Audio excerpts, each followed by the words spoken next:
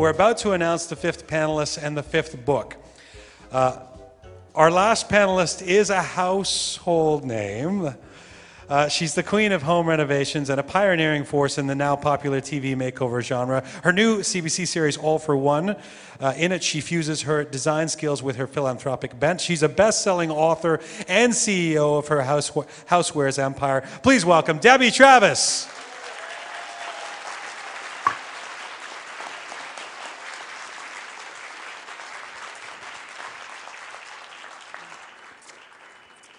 Well, Debbie Travis, oh, look at you, even got the book in your hand. Yeah. I'm so professional, organized. You seem like the ultimate multitasker. You're omnipresent, you're involved in a lot of different things. How much time do you really have for novels? I read all the time. I'm an avid reader because I travel so much. And I actually finished this book on a flight going into London a week ago, and the stewardess, flight attendant, actually had to tell me to get off. I was like, I have 3 more pages, please, don't let me go. I wanted to see what happened. But I'm a huge, huge reader. Why was it when you went through those 10 books, read them, checked them out, what was it about this book that, well, first of all, actually, sorry, you've got the book. We're supposed to announce what the book is. Tell us what you've chosen. Well, the book is The Birth House by Ami Mckay. Ami Mckay, The Birth House is our 5th book. It's hard to believe that she's a first-time novelist, because I think she's going to be somebody that we will all know in the next few generations to come. It's a brilliantly, brilliantly written book. It is so emotional. It is so intriguing. It's a historical novel. Shall I tell you what it's about? Can I tell you? Absolutely, yeah. And why you think it'll resonate across the country in a big way. Oh, I think it's already won, so I think you guys are good to go home. It's like, but it's a mixture of 3 things, really. It's a historical novel in Nova Scotia, and we started All for One in Nova Scotia, and I fell in love with this place. And it's small town, and we're intrigued today by gossip. We have like People magazine and tweets, and this is nothing new. They knew how, in fact, they invented gossip in small towns. So this is about gossip and how wicked and mean and nasty and fantastic gossip can be. But it's also about women turning and the beginning of medicine for women. And it's the story of the midwife, and how really things are so relevant today in what happened 100 years ago during the First World War. So it's a great trilogy of Canada during this period, but also it could be today. There's so many questions. So if you've ever had a child, thinking of having a child, or one of our panelists was talking about birthing and embryos and all that kind of stuff earlier. So any guy should also read this, but it is absolutely fascinating. But the most important thing is it's a brilliant read. This is a book that you want to take in the bathtub, not if it's an iPad, but curl up by the fire. It's just a really good story. Wow, well done. Debbie Travis, I got a good sense of how you're going to be as a panelist. Who do you think your toughest competition is going to be, either the novel or one of the other panelists? Oh, all of them. They talk really well, this lot. Some of them are talking about Scandal, and I think Scandal is always kind of riveting, and the scandal in this too. But I think everybody, and I think, somebody just said, what's so amazing about this lineup is all the books are very different, and they've all got, but they're kind of books that we should all read. So there's a really good mix, but this is the best. Sorry. I want to bring up the woman you're championing, and her this incredible writer. This is her first novel. It actually was on the bestseller list for months. It even knocked off the Da Vinci Code out of the #1 spot. It won awards and has been a perennial favorite of book clubs. Her book takes us to the Bay of Fundy in the early 1900s, as you said. She grew up in the United States, now lives in Scotts Bay, Nova Scotia, where she's come in from for this today. Please welcome Ami Mckay.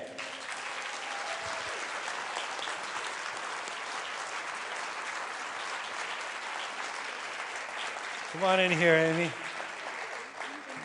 There, you put you in the middle there. There you go.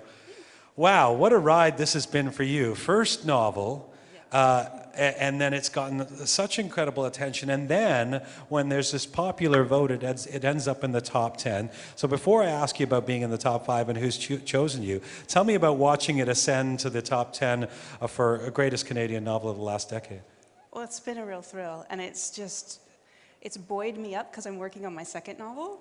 So there's this period of time where you go back to your desk and you're alone with the work. And to know that readers are still passing this book around from hand to hand and talking about it is just incredible. It's just such a gift. Did you have any sense that this story, this novel, would resonate the way it has?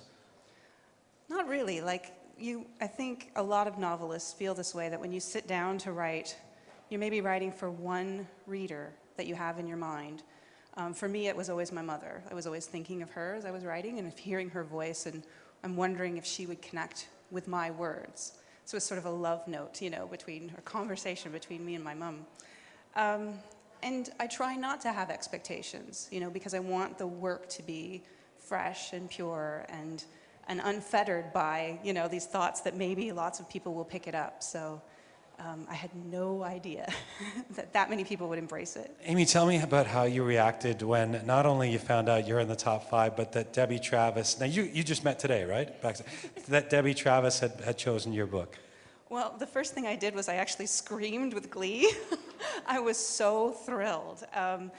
When we moved in, the house that I live in now on the Bay of Fundy is actually the inspiration for this book. It was actually a birth house for that community. And so when I moved into that house, the first thing that I did was I went out and bought one of Debbie's books so that I could, start to renovate that place. So if anyone understands sort of this heart of the home and community and how important your home is, and when you walk into that place and how it resonates with you, it's Debbie.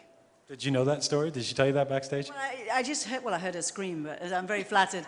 But I think, Amy just said it right. This is after I've just done this show All for One, which is about community, this book makes you want to, there's the gossip and stuff about small town life, but the strength of community and how important it is, and how, those women in those days had to support each other, and we were talking backstage about social networking, everybody, Twittering and Facebooking, and this is so not new, but we must get that back. We must talk over the garden fence. We must go and have coffee with our friends. We must get back to the day-to-day life of one-on-one and your community and helping each other. And this book brings it all to life. And these women had it tough. The men were away, which we actually quite liked, and women came into their own. And there were these men off fighting a war, which they do really well, and the women suddenly were running the farms, running the factories, doing all this kind of stuff. And the hard thing was, when the men came back, we didn't want to give it up. And that's all in the book. So it's fascinating. Plus, I think the story that I, kind of really loved is the story about the explosion in Halifax. And we all knew about it. But it's actually to read about what it was like, these bodies. I mean, half of Halifax was gone and burnt to a crisp, and every doctor and nurse and midwife was suddenly kind of needed. This was one of Canada's great tragedies, and that's a big part of this book as well. So you really learn a lot as well. It's riveting. Amy, let me ask you this. In previous editions of Canada Reads, some of the novelists who've been chosen have famously said that they can't listen. It's too much pressure. It's just too difficult to hear their work talked about and for people to be debating, and they don't want to feel bad if they lose, or they don't want to feel guilty if they win. Will you be listening? Oh, it's a tough call, because if I don't, it'll be the first Canada Reads that I haven't listened to. I'm a Canada Reads junkie. I've listened to every minute of every season.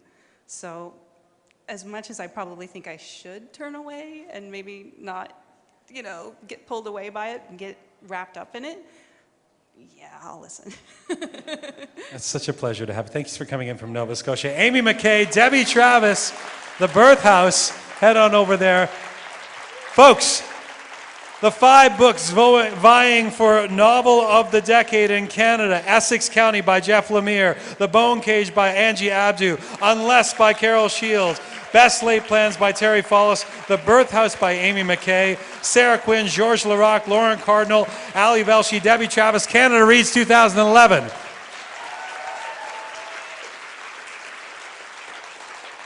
There is one graphic novel, our first ever on Canada Reads, 3 debut novels, a novel by one of Canada's most celebrated authors, all published within the last decade, all chosen by you as Essential Canada Reads. Which book will triumph?